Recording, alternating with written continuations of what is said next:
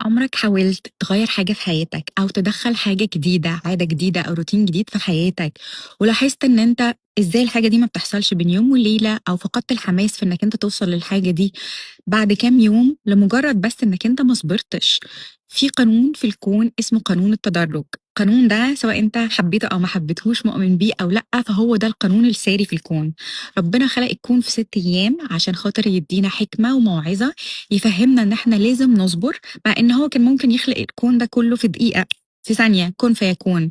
بس هي الفكرة إنه علّمنا إن إحنا عشان يبقى عندنا شجرة طويلة كده، لازم يكون عندنا بذرة، لازم نحط لها مَيّة ونحط لها تغذية ونصبر لحد ما الشجرة تكبر وتطلّع لنا ثمرة.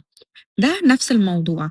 أولًا ما ينفعش تشتت نفسك بين مليون حاجة، يعني لازم تختار حاجة واحدة تشتغل عليها at least 6 شهور، تكون هي واخدة كل طاقتك وتركيزك. لازم نعمل suffocating للsystem، إنك أنت تبقى هي دي الحاجة اللي أنت بتفكّر فيها، ده المحتوى اللي أنت بتتفرّج عليه، ده الناس اللي أنت بتخرج معاهم أو بتلتقي بيهم يكون عندهم نفس الهدف بتاعك، عشان تقدر تكمّل وتوصل للهدف اللي أنت عايزه.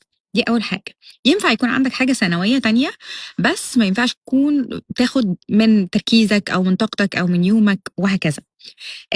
تاني حاجة لازم تصبر على الحاجة، مش هينفع تخس 10 كيلو في أسبوع، ومش هينفع تسأل ChatGPT إزاي تعمل مشروع وتبقى مليونير في شهر واحد. لازم تبتدي خطوة واحدة كل يوم تقرّبك للهدف بتاعك، وسيب النتيجة دي ربنا هيوصّلك ليها لمّا يحس والكون كلّه يحس إن أنت مؤمن جدًا بالهدف اللي أنت عايز توصل له وإنك مُخلص ليه. لو أنتم عندكم مشكلة في إن أنتم تعملوا تغيير أو تدخّلوا عادة جديدة في حياتكم، أنا مدربة تغيير وتطوير، ممكن أساعدكم. كلموني وهاقول لكم نبتدي إزاي.